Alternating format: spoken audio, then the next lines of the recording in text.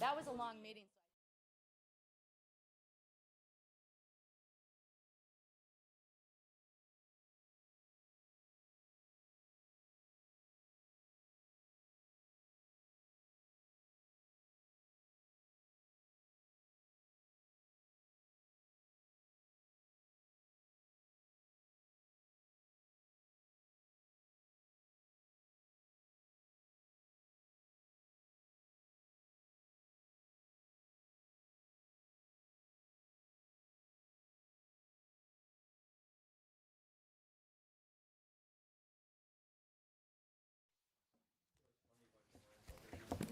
Just think back to all the times that I was at 20.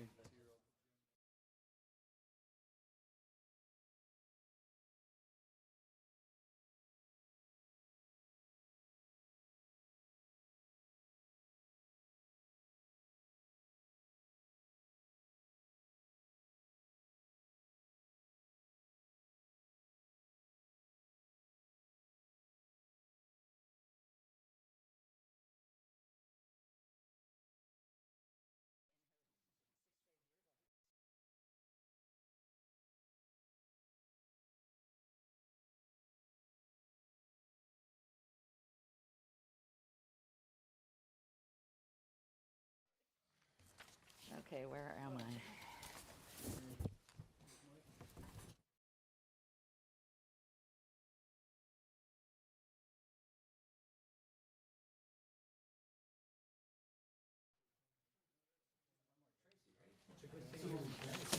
Yeah, where is it?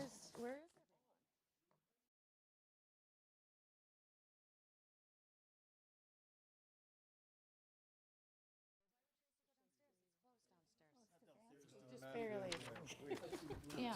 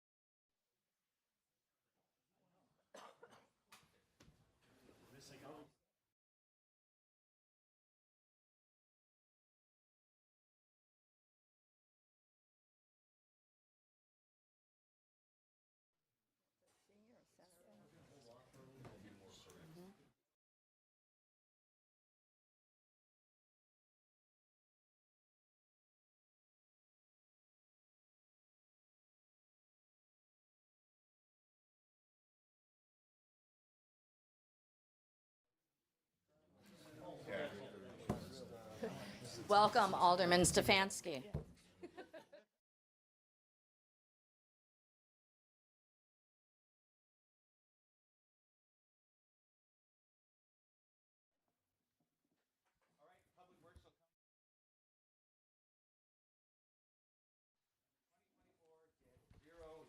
For correspondence from Assistant City Engineer.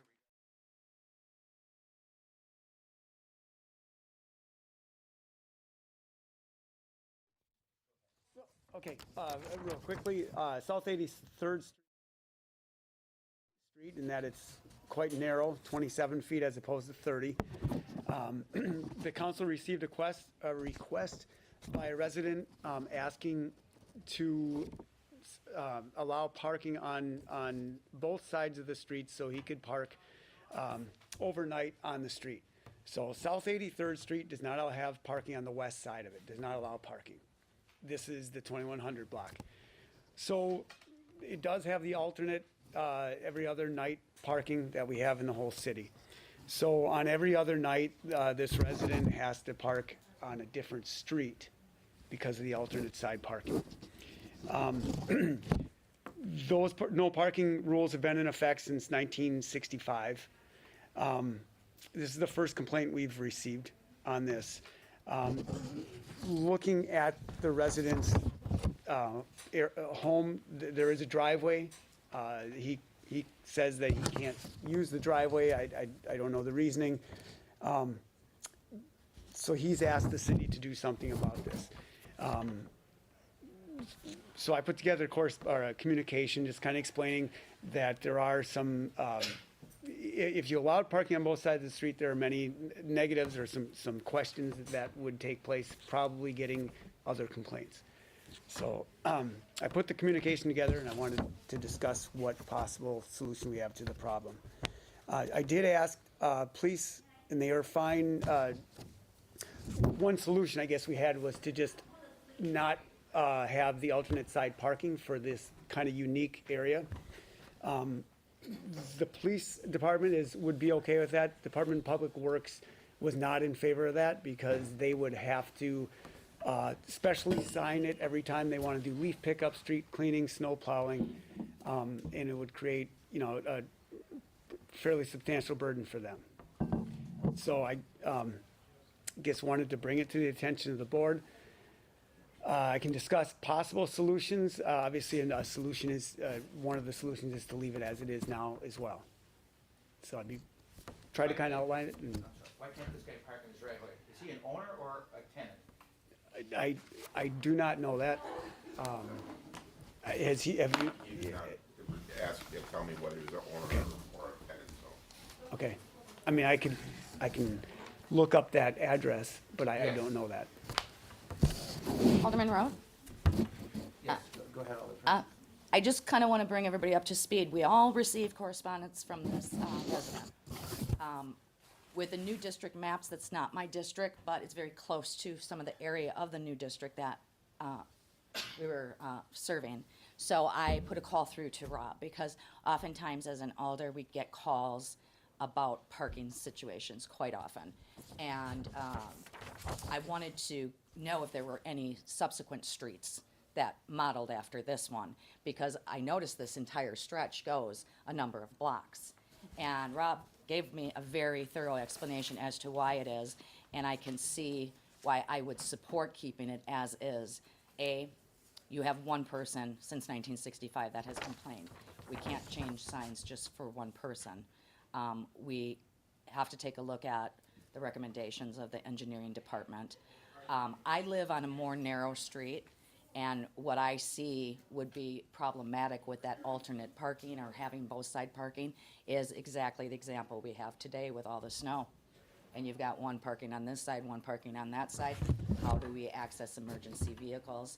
It's not absolutely convenient for those residents who only have the one-sided parking, but I think the pros outweigh the cons on this.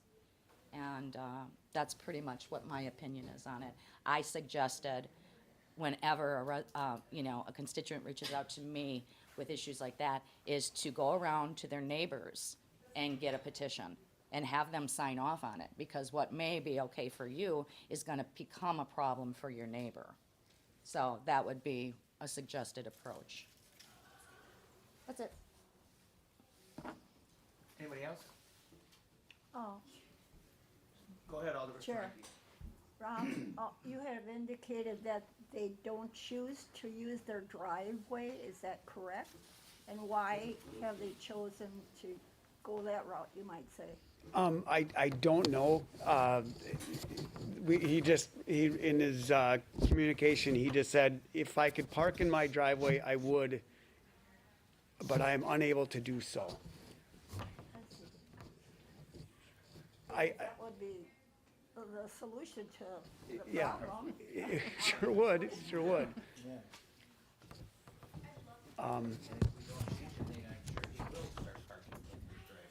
Alderman Road, if I may, are you finished, Rosie? Yes. Okay.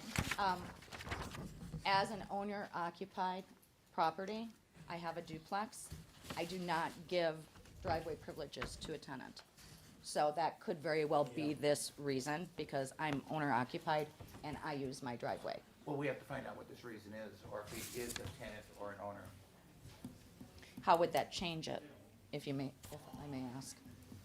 I'm thinking if he's an owner, why wouldn't he park in his own driveway? Well, it would be common sense. He would probably be doing it if it Right. was the case. And one person is not a clear majority, so can we leave it, what is before us? I mean, I can read what's before us, but We it just, looks like it is. Alderman Stefanski? Did you said that you maybe had some solutions or ideas? Well, the one thought I had was to not have the alternate side parking for these blocks where there's just parking on one side of the street.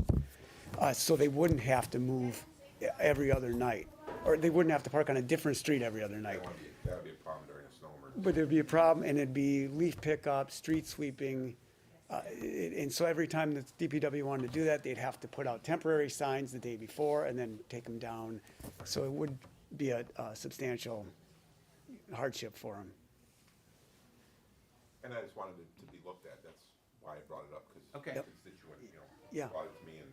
Right. Stuff for you guys, so. Yep. So do we have a consensus here or not? I'll make a motion to place on file. Is that what we need to do on it? That'd be in order. Yeah. Okay. It's been moved and seconded. Any discussion? Hearing none, all in favor say aye. Aye. Opposed? Motion carries. Item 25, 2024-0023, correspondence from city engineer regarding South 118th Street sidewalk survey results. And I will turn it over to either one of you two. Thank you. In November, had a correspondence communication with the board about streets that don't have sidewalk, both a global conversation and then specifically to 118th Street.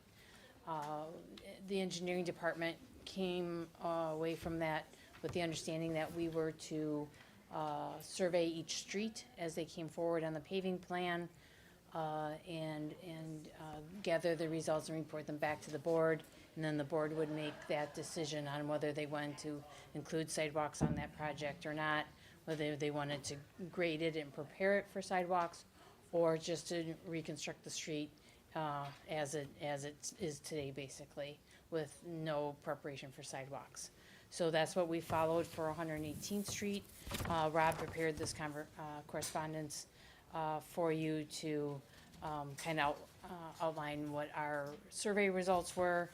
We sent a letter to all the property owners along the street. We had 11 responses from the Survey Monkey. All the responses from that were no sidewalks. We received 2 phone calls. Again, they were not in favor of sidewalks. We received 4 emails. And again, then 3 of those were no sidewalk, and 1 person would like to see option 2, which is to prepare it for future sidewalks. I know there was a Alderwoman Grisham, you put something out on Facebook to the whole area, and gathered 80 some comments from that. We're at about 100 now. Sure, I'm sorry, sure. I didn't ask to No, speak. that's okay. And my understanding from your emails were it was overwhelmingly that the entire area is not in favor of sidewalk. But tonight we were talking specifically about 118th Street. So I just want to, So your survey does not want sidewalks. Well, if I may speak. Go ahead. And I thank you for bringing this back. When we had the discussion as far as what direction, and that's how you presented it, what direction on these projects should we go? And I think it was the consensus at that time. I misunderstood it possibly, that it was just to see how this 118 went.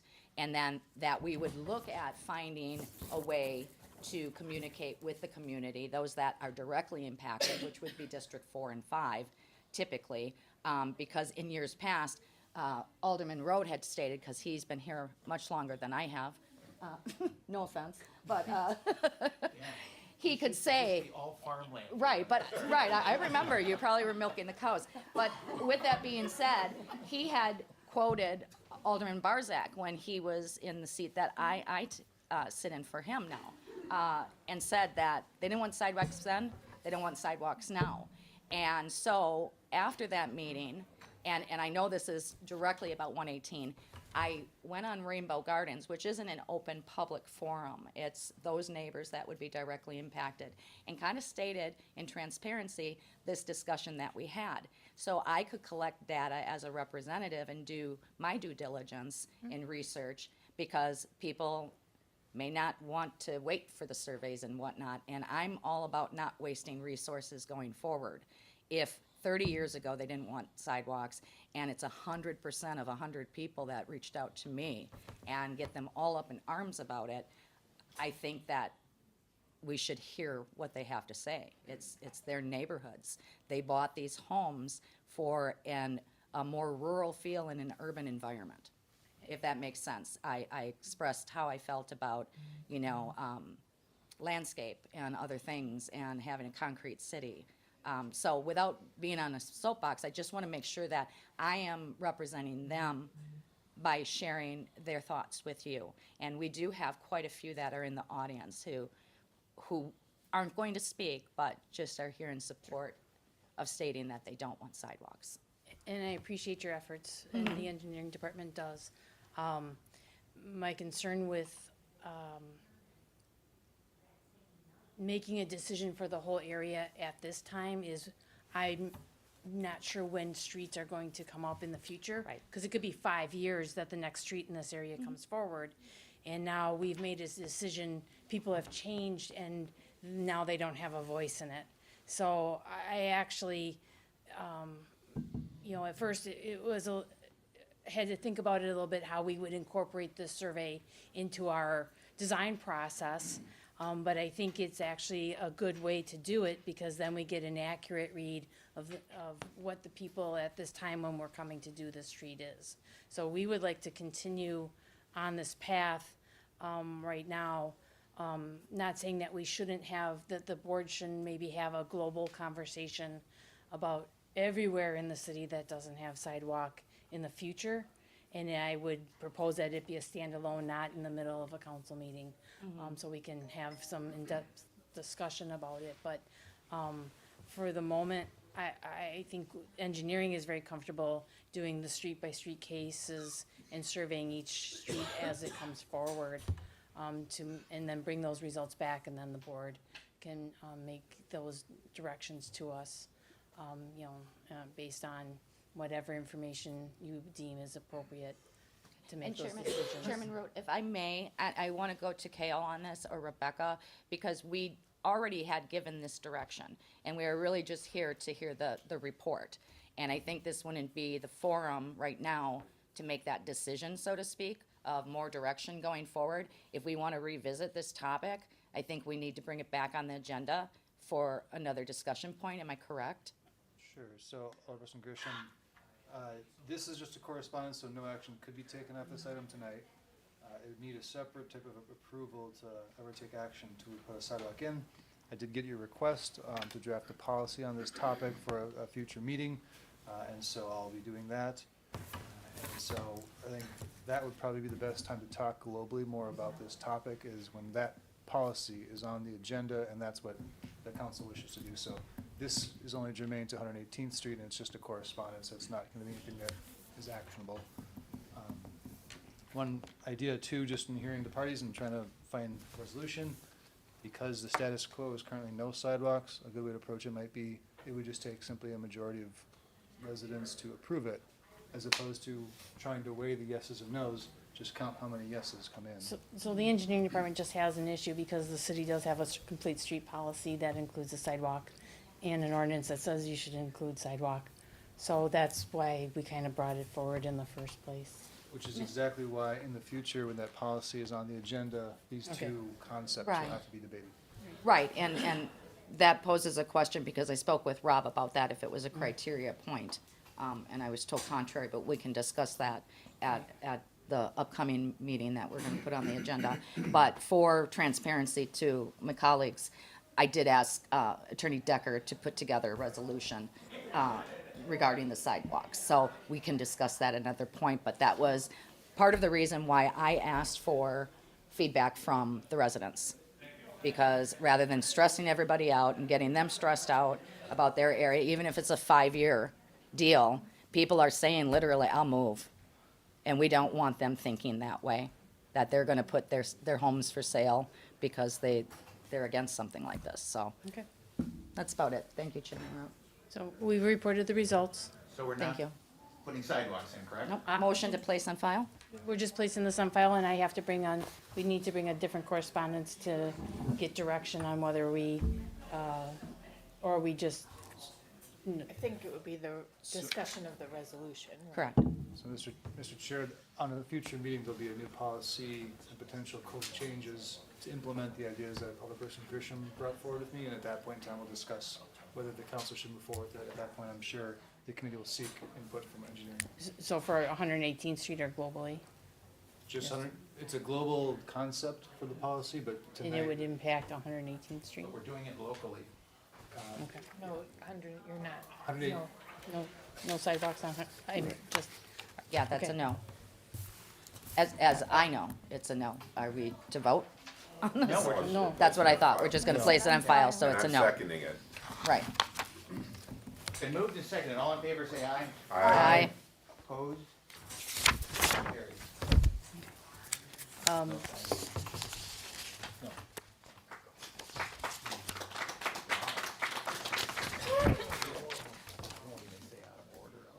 You just let that go.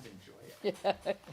My first applause. Exactly. Okay, item 26, excuse me, 2024-0026, correspondence from city engineer regarding the new street name for Wisdot constructed street at South 60th Street by Wisdot Sign Shop. Any discussion? I'm thinking Weigel Drive, but Weigel Drive. He's getting all of the glory tonight. Right? it just came to me. You want to name it after anybody alive. so, I wanted to, I'm sorry, go ahead. real squirrely. wanted to just bring forward this communication to get everybody starting to think about it. Back in July of last year, we talked about how this street is going to move forward now that the east-west corridor is moving forward, and talked about some different things with it, and had indicated at that time that this new street will need a name. DOT has moved this forward, and they need a name. Chalmers Drive. So, we suggested a few. Please feel free to come up with your own. We will have it for an actionable item at the next Board of Public Works, but I wanted everybody to start to think about it, come up with name. I like the West Alice Avenue. I think it's kind of cool, but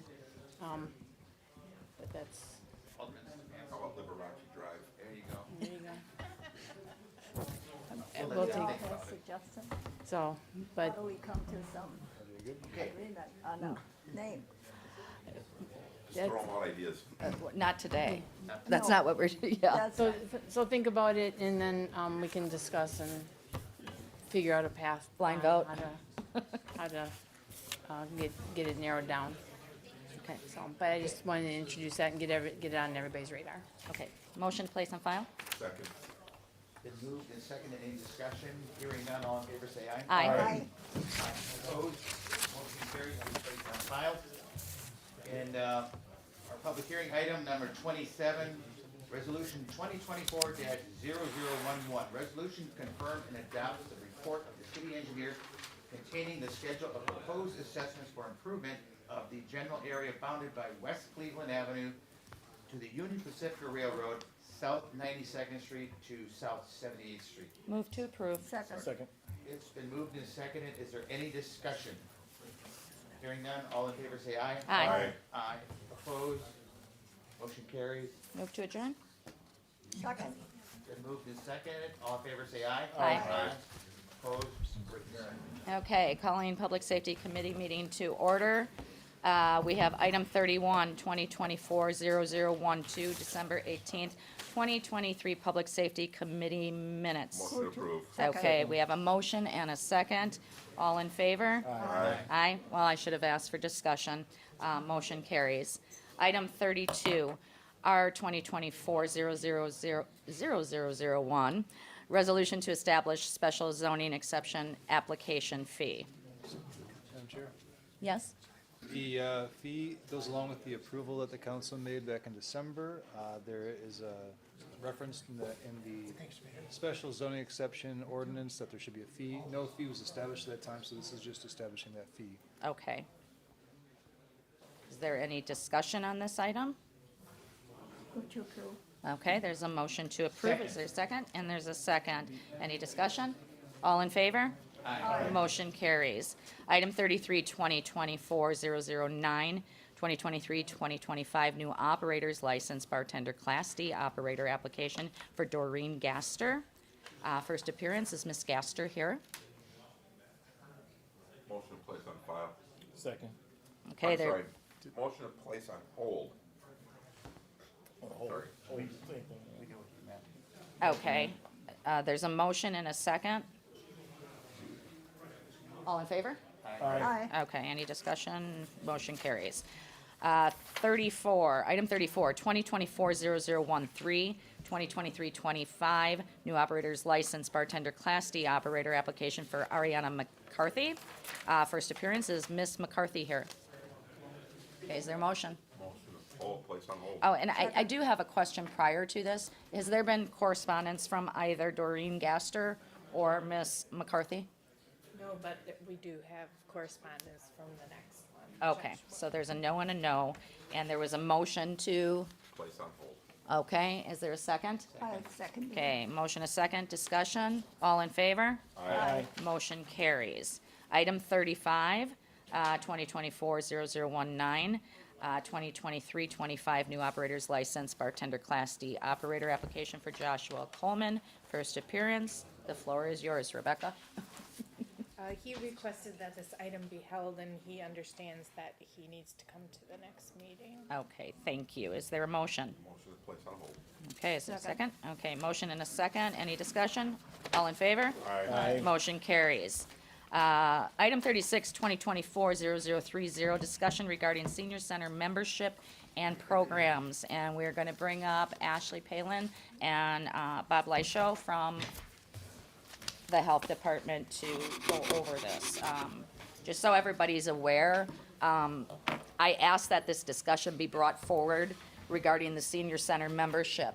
There's been changes that I was unaware of that I thought maybe the council would want to be aware of, and I heard it through the grapevine more than anything, people coming to me from the senior center, that there was gonna be fee-based programming now, and that membership was going to be eliminated, but classes and other things were going to be fee-based. And the people who came to me were not in favor, but in fairness, I spoke with both Ashley and Bob. There was a presentation, and that's just the synopsis right now. They can go over how they presented it to the senior center and the Commission on Aging, if I'm correct, right? Yep. Okay, go ahead, thank you. Yeah, so just, I'll take one minute just to kind of, thank you for the opportunity to what really is in effect an updated new business plan for the senior center. So to Alderwoman Grisham's point, we're really looking at a structure that is in alignment with the city as well as the health department strategic plans around health equity and equity in general. And so Ashley will get into some of the details in terms of how that's justified. But I just wanted to, point out to the committee that, that we are working in alignment with the respective city plan as well as the health department plan to try and ensure that the senior center itself as a facility has increased access to those 55 and older who might have some income limitations. So with that, I'll turn it over to Ashley. Sure. So I'm going to go over what the new membership model is, the reason behind that change, and what it's currently looking like in 2024. But I do want to start with the historical context of what it's looked like in 2023 and years past, just so if you don't have a full picture of how the membership model functioned previously, you can have that understanding. So it started in 2023, and as far back as I've worked here, if not longer, there has been a membership fee to join the senior center. It's been recently $20 for West Allis, West Milwaukee residents, $25 for non-residents. And then there has always been fees for our programs in addition to that. So there have been fees for programs that have a cost, such as stained glass, our fiber arts, our creativity, our painting classes. Some of our parties have always had a small fee associated with them, and that was the model in past. What that was, that there was a membership fee as well as a fee base for some of our services that require expenses to operate. Moving forward in 2024, the change that we made is that we moved from that $20 to $25 annual membership to be able to just kind of walk in the door to a free-based membership. So there's no longer a fee to be able to use probably about 85 to 90% of our services. And that includes these ones listed here, which is our senior center dining site, which is a partnership with the Milwaukee County Meal Program. We have a bunch of exercise classes that remain free, including line dancing, arthritis, qigong, as well as all of our evidence-based programming that our health department nurses and other staff teach in the senior center. All of that will remain free. We have a bunch of different card, table, and just general like fun groups that currently exist as our social opportunities. Those will be, we will be free. Our Wii Bowling group, which is surprisingly like our most like passionate and rowdy group at the senior center. If you go over there, you will hear them at any point in the building. That will be a free service, as well as we do movie screenings, sports screenings, watching like baseball games, things like that. And a bunch of our intellectual and skill-based pursuits will be free. So we have knitting clubs, we have a book club, we have a conversational Spanish club. One of our members is teaching some basic Spanish, and then they go out to different restaurants to, order in Spanish and use those skills. Chess clubs and a bunch of other programs there too. We also have our social worker that comes in weekly, and then we have representatives from Milwaukee County that come in to just provide that on-site, in-person assistance with referral to services. That will be free for everyone, so there won't be that fee to access that. And then lastly, the material resources. So we have the ability for people to use books, puzzles. Our computer lab is open for anyone throughout the entire time the building's open. We have a very cool billiards room in the bottom of the senior center to shoot some pool or play some air hockey, and just a bunch of other resources. So these will all be free. And then the next slide here will talk about the fees. So as I said previously, I will point out which of these fees existed prior to this year, and it's the majority of them. So stained glass is going to have a $34 per quarter fee in 2024 moving forward. And again, this is a pilot program, and we're assessing fees and very much looking and having constant feedback to ensure that it's appropriate for the level it's at. Previous to this, there was a per project fee for stained glass. It switched over to that $34 per quarter fee for a few different reasons. One, we have 1.5 staff members that work at the senior center, and a lot of our work is done by volunteers. Just standardizing that makes it a lot easier for fiscal responsibility of our programs versus having them assess each individual project to determine the cost. So it makes it a little bit easier there. So that fee, it is, for the majority of people, slightly higher than maybe what they paid last year, but not much, because they were paying per project. They're no longer paying that anymore. They're paying the quarter fee. Same goes for Fiber Arts. It's $15 per month. There's 3 programs offered, 3 projects per month.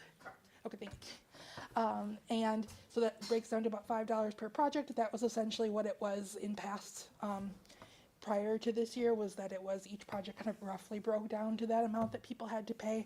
This is just making it easier again for fiscal management to have it be a set fee. Painting went up, I believe, $5 for the 4-week course. It used to be $15 for the 4 weeks. Crafts, I think that's a consistent fee. Our parties used to be a variety of paid for and free, depending on the level of activities and food that were provided. So we're just really going to focus on having the more robust programs, or parties that have snacks, a lot of activities, and in order to accommodate that, we're having a $10 per person fee. And then our fitness center, so as I mentioned previously, all of our fitness classes will remain free, but our fitness center is a special area up on our 2nd floor where we have a bunch of different fitness equipment, including new steps, ellipticals, treadmills, bikes, weightlifting equipment. We have been making some substantial financial investments into that fitness center over the last couple years. Previously, prior to my involvement at the senior center, all of that equipment was donated from citizens. And when I started, we brought in maintenance staff to a maintenance company of fitness equipment to do an overall assessment. And at that time, it was determined that the majority of the equipment was either in disrepair or unsafe to continue use. So we worked with the Commission on Aging to purchase a few $1,000s worth of replacement equipment that was largely used, a few new items, but we purchased used and refurbished versus getting it from a local resident, just because those machines are being pounded on multiple times a week, and they really need to be more of a commercial grade versus a home use item. So that will have a $15 fee. And that previously was included in the $20 or $25 membership. Currently we have about 35 people that use the fitness center, so they will be the only ones that will be charging that or be paying that fee. So looking at this new model, so the model that we're going forward with in 2024, this is nothing new. This is not something we brainstormed without, looking at our other local senior centers and just having a list here of the others in the area that use a very similar model where it's free to enter, and then they have fees for some of their classes that have an operating cost. So looking at the Serving Older Adult Senior Centers, the United Community Center in downtown Milwaukee, several of the ones throughout Waukesha County, and then others in the area like Cedarburg, Fort Atkinson, Wastosha, and just a bunch of them are using this model.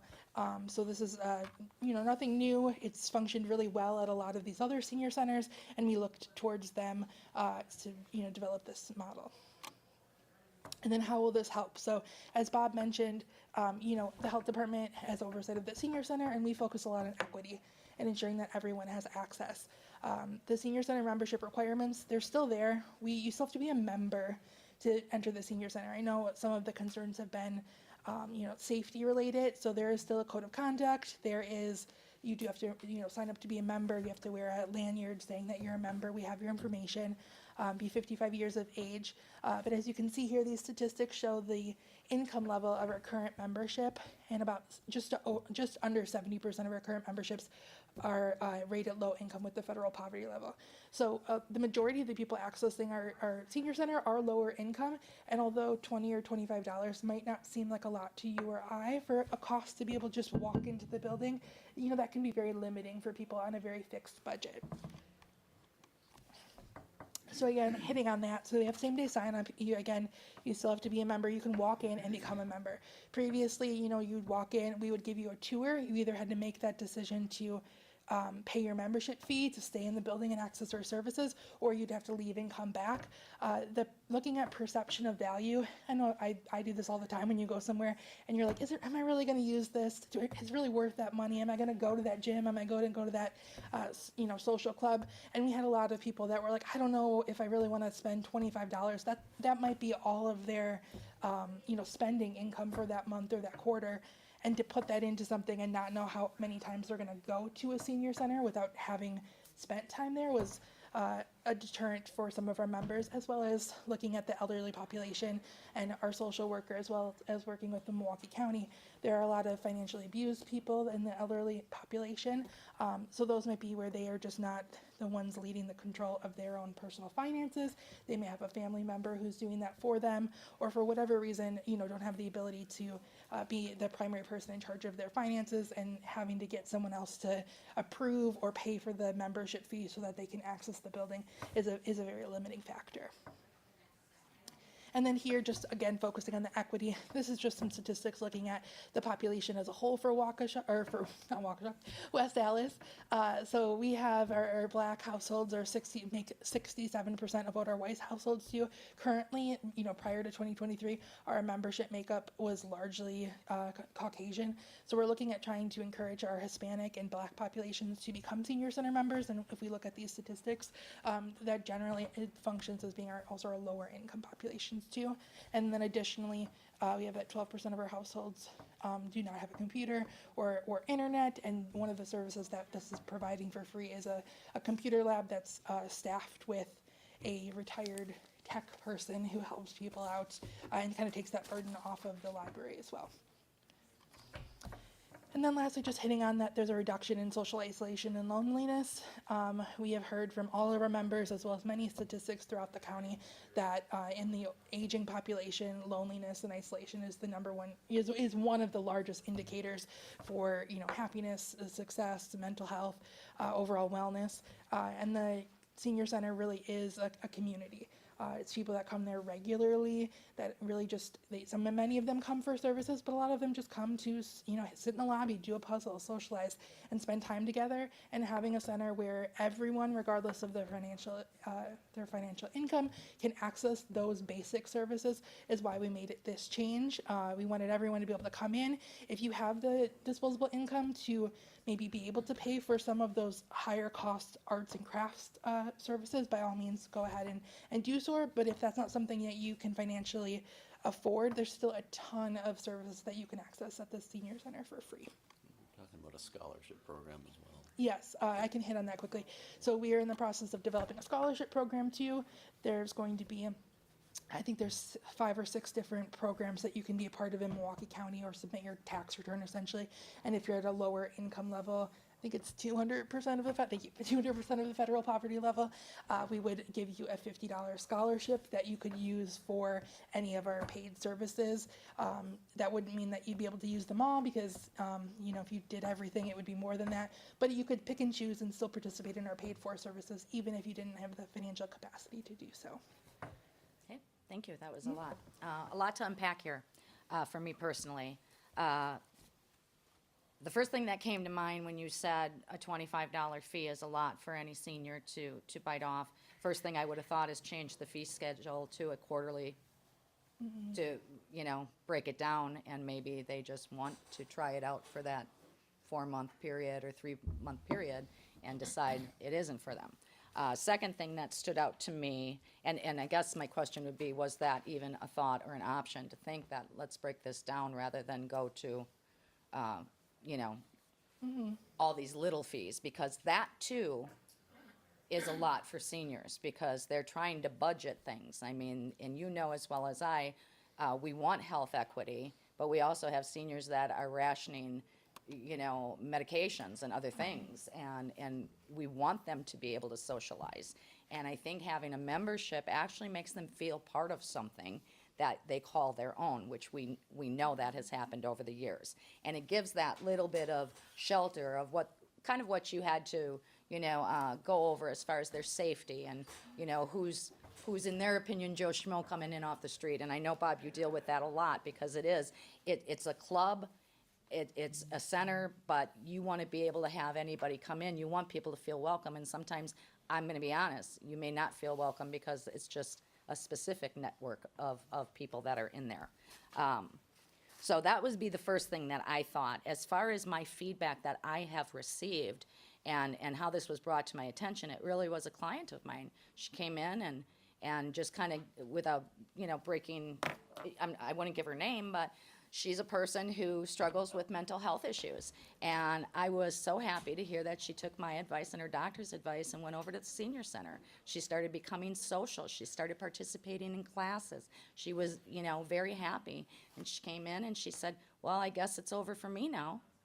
You know, and I just wanted to know, like, are you hearing this feedback? And if you are, that's why I love the fact that you're working on the scholarships, because that was something that I would hope that no one is left out, you know, and that they all have an opportunity. I have another example. I have somebody who has MS, who is recently diagnosed with cancer and has MS, using the gym just to walk. Are we really charging $15 for people to walk around the gym? Not for the gym, for the access to the fitness center. So that the fitness center, is there walking areas? No, it's a room So it about would- this size. Okay, but, and I do know that back in the day, pretty much everything that I was told was in the senior center, billiard tables and whatnot, really came through the Commission on Aging and volunteers. So I'm glad that you went over the safety protocol for the equipment and whatnot, because I'm sure a lot of it was dated.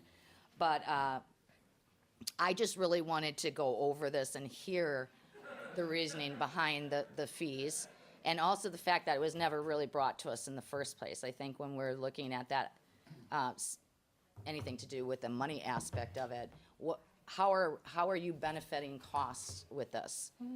Do you have any of the data outside the 1.5 employees that we pay? Because so much of the work done at the senior center is volunteer. Don't they have a trust? Yes, we do have a senior center trust. Okay, so those volunteers that come in and they sell their blankets and they bake their cookies and they earn those monies, it goes into a trust.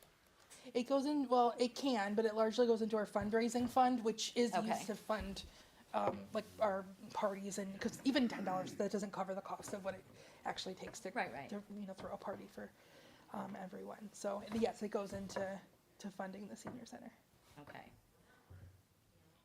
I just want to make sure I hit on all the points. So the first one, we did look at different opportunities for the membership model, of it being quarterly, biannually, different ways of doing it, and we really came back to that limiting factor of the financially abused persons, and just, you know, why is there a fee that says that you can't walk through the door and use a service that is funded for the senior center, or for the seniors in our community?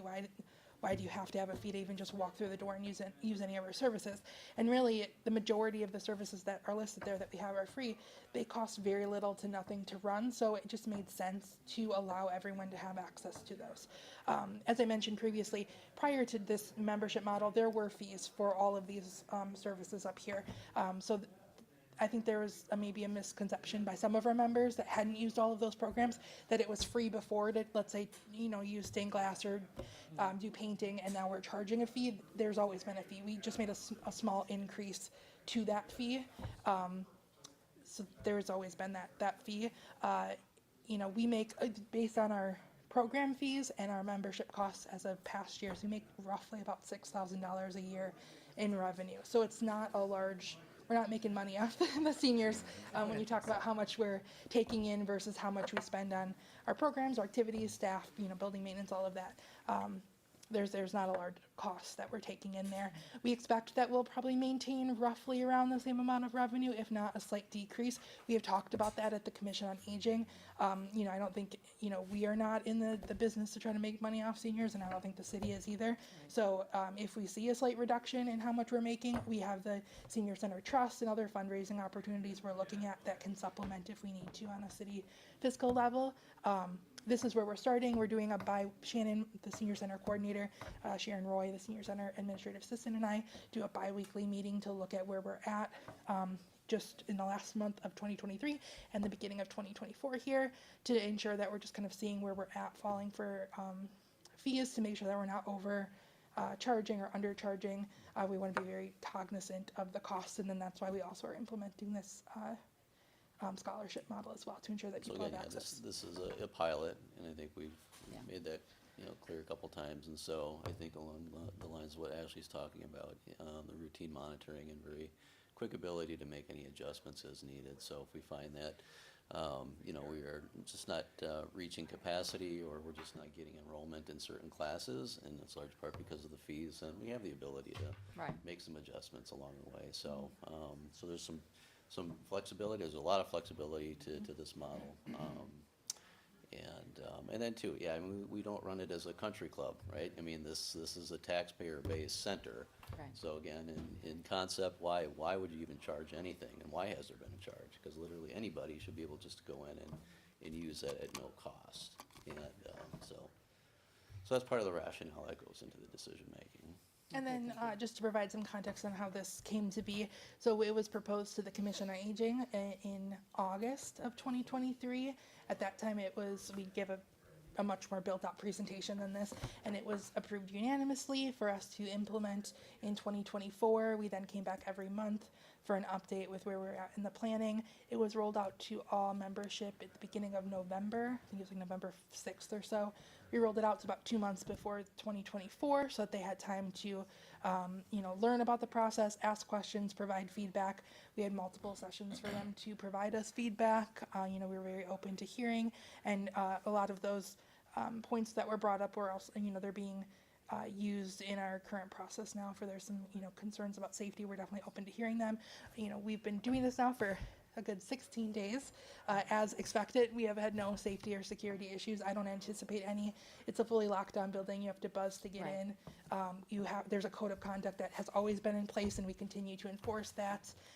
You know, we as the Senior Center Coordinator and, you know, the health officer and deputy health officer have the ability to restrict or deny anyone's membership if there is any need to do so, and we have done disciplinary action on people in the past. So we would continue to do that if there was any concerns about safety or, you know, wellness at the center. So I don't anticipate that being a concern at all by opening our doors to more people. If anything, I think there's just some general fear about that, but overall, I think that everyone should have access to our senior center, not just those that are financially able. Thank you. I do have one question circling back to policy, and I don't know if it's true. I just heard it. Are these fees for classes non-refundable in the event a senior is not feeling well, cannot attend an event or otherwise, because that's what I was told, that there was a senior who signed up for a particular event. She has not asked for the money back, but she was told that it was non-refundable. So when we're really talking about those types of things, what would it have been to give that refund? I know nobody would want to abuse, you don't want that abused where people just don't show up because they don't feel like it. But I think that's something that should be looked at. Yeah, it's a few different ways. So when it comes to parties, that is a non-refundable fee, and that's just because we purchase all of the supplies based on those that enroll for the party. So you RSVP to the party. We use that funding that we come in to, to build out the party. So that particular fee has been and has always been prior to even 2023 a non-refundable fee. The other ones, however, we have discussed with the Commission on Aging as well as the membership that knowing that the senior population, you've got a lot going on. You might have surgeries, health things that come up, whatever it may be. So if, just notify us, the senior center coordinator, myself, we want to be flexible with you. So if you, find out that you have this health issue and you paid for a quarter of stained glass and you're not going to be able to come to all of them, we'll make a note of that, put you on hold, and then when you want to come back, you can do another one, or we can discuss some sort of refund if that's something you're interested in doing as well. So for everything except for the party there and the senior center, I guess I'm not sure for the senior center fitness center, because that's per year and it's a $15 fee, so about just over $1 a month. There is the ability to be Okay, flexible so with it's that. only, it's exclusive to parties? Correct, For yes. supplies that you had to purchase? Yeah, and then just as a note there on the bottom to throw out that we will always maintain an annual holiday party in December that is free for everyone. We want everyone to have the ability to have a place to go around the holiday season, so that will always remain a free party and has been in the past few, where we provide a full meal and it's a meal and food, and it's a larger party that will have no fee. All right. Thank you for answering all my questions. Alderman Stefanski? First off, I would never want to see a senior turned away if they can't afford it. If they can't afford it, we need to figure out a way to get them to be able to do it. Have you guys ever done any kind of campaign or anything? You know how churches have people will money to them? Yeah, we do Yeah, have we- people that do that to Do our we- senior do we center do that? trust, Okay, yes. all right. Just Yep. looking for other. Yeah, and certainly in the course of just even kind of publicizing this, we had, I don't know, in some of the public meetings that we had, a handful of people just say, if you run into it, they would be willing to make that donation. And then my last question is, the Commission on Aging. How many people are on that Commission on Aging that are age of being able to be on in the senior center? All except one who's our Oh, well, the member ARIS, from the ARIS Senior Center, So who we're getting a is an consensus employee. from people who are able to be using senior. Okay, that's what. Yes, and they're all active members of the senior center too. Alderman Turner? Okay, just so you know, I have, when I walk at the rec center, I meet a lot of the people from there. And so far, I've gotten some very positive feedback about the fees. And one person in particular who's we walk all the time, and he says that it's not that big a deal. It really is good for him. He thinks it makes a lot of sense. The other thing is what you mentioned too, and I think we need to open it up to because there's people out there, because I deal with a lot of the seniors in the apartment buildings over there, and they're really kind of lonely. And I suggest that to them. And I think, like you said, some people, they don't want all those groups in there, but there's people who really need it. Right. And then when they find out that that it's going to work pretty well for them, I think it does them a lot of good. So I commend the program. Thank you. Oh, go ahead, Adrian. This is Adrian, our youth government person. I didn't even know about this. Obviously I wouldn't know a lot about it, but hearing about it, I'm kind of mad I can't sign up for it. I know, there's some really good You gotta programs be there. 55. You can always volunteer. So I really think this is really cool. Well, I am a senior. I could bring a friend. Or like you said, you could volunteer there. I Yes, was you gonna can ask volunteer. about volunteer opportunities. Are there what are the kind of the volunteer opportunities for teens or? Really anything. So, we are always looking for volunteers, and that's something we've talked about a lot lately, is that for the most part, our Shannon, volunteers. she's the center coordinator, so she's there every day. I'll let All the details. Oh, I was just gonna say, for the most part, they're largely our senior center members that volunteer, but we want to get a more diverse volunteer population as well. That it doesn't just have to be seniors that can volunteer. We want to open it up to everyone and encourage, family members or just general community members to share your talents with the senior population. They would love you. Madam Chair. They I would. wanna thank Go you. ahead. Are you good with tech? Oh, me? Yeah. I mean, Smartphones? I Oh, hope yeah. I would think. Oh, yeah. You should teach a class at the senior center. Good idea. Yeah. Right, that's Yeah. right. We have had that over the summer where we had a high school student that would come in and help with cell phone and iPad use. Yeah. And Just you don't just try to get into volunteered the to weed. assist. Don't get in the wee way. Anyone else? Madam Chair, Go ahead, Alderwoman Ranky. I think the senior center offers a wonderful service to our people. Ashley and obviously Shannon do a wonderful job of just listening sometimes to some of those seniors that have problems. And previously the director that was in charge, she said, people just don't realize what good this senior center does. I attended that meeting that you had for your people, and I have to say that this is what boggles me, my mind, you might say. They had no problem paying the $25 fee or the $20 fee. However, they did have a problem with paying extra for these classes. Now, we, in our on the council, look at the revenue source. Basically, how have you made up, how will you make up the revenue from the membership that was charged, that you don't no longer charge?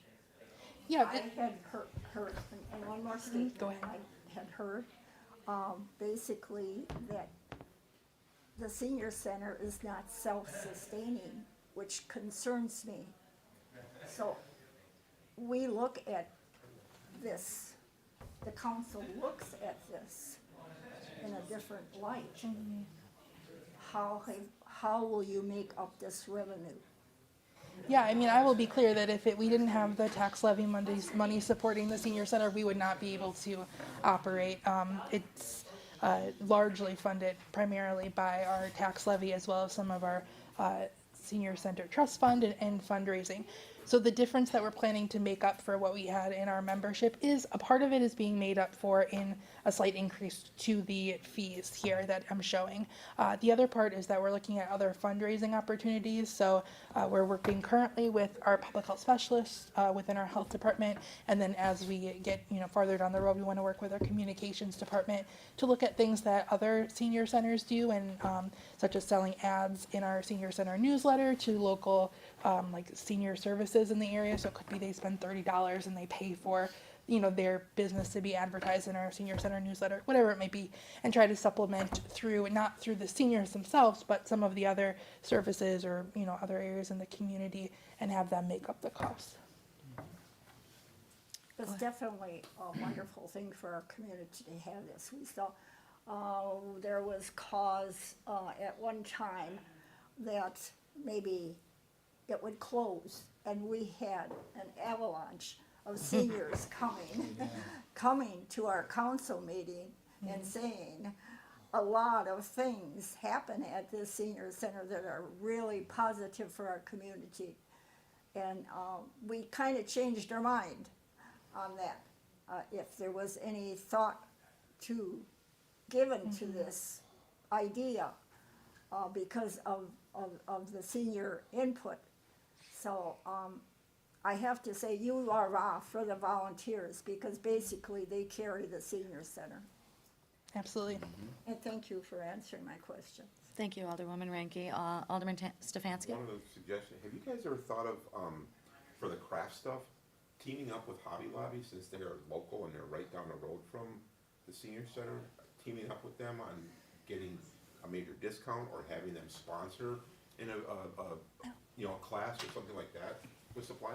Business I don't think partnerships. we've reached out to them before, but that's a very good idea. We've talked to we've worked with some of our other like local arts and like we've worked with Cream City Clay and Sewing centers mostly. yeah, a few different other areas for, but not on a commercial. We've never reached out to Hobby Lobby. That's a great Give it idea. a try.